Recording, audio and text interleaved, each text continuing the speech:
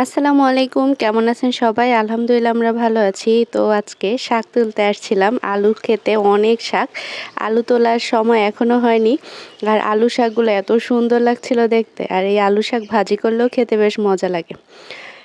এখানে হচ্ছে অনেক বড় একটা ক্ষেত, আর এটার নিচে হচ্ছে যে মিষ্টি আলু, সেই মিষ্টি আলুর ক্ষেত এটা। পাতাগুলো দেখতে পাচ্ছেন এত সুন্দর তরতাজা।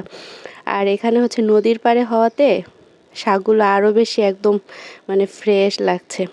বৃষ্টি হওয়ার পরে আরও বেশি সুন্দর লাগছিল। তো সেইগুলোই তুলছিলাম। আর এখানে লাল আলু শাক প্রথমবার দেখলাম আমি, এরকমের লাল লাল শাক। এটা নতুন হয়তো।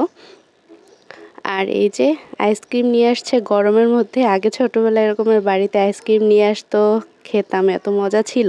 এই আইসক্রিমগুলো 5 টাকা করে পিস, খেয়ে দেখলাম মোটামুটি ভালোই। পরে আরও কয়েক পিস নিয়ে নিলাম। এখানে বাড়িতেই একদম আইসক্রিম নিয়ে আসছে। এগুলো 5 টাকা করে পিস ছিল আইসক্রিমের। বেশ মজা আছে খেতে। আর বাড়িতে নিয়ে আসছে তাই আরও বেশি ভালো লাগছিল। এরপরে এই আইসক্রিমগুলো কিনে নিয়ে ফ্রিজে রেখে দিয়েছিলাম। আর আজকে রান্না করেছিলাম, এখানে ছিল কাচকি মাছ, আলু দিয়ে চচ্চড়ি করেছিলাম, আর হচ্ছে আলু শাক ভাজি করেছিলাম, যে আলু শাক তুলে নিয়ে আসছি সেটা। আর ছিল পুকুর থেকে ধরা ছোট পাঙ্গাস দিয়ে বরবটি, আলু আর সিম দিয়ে রান্না করেছি।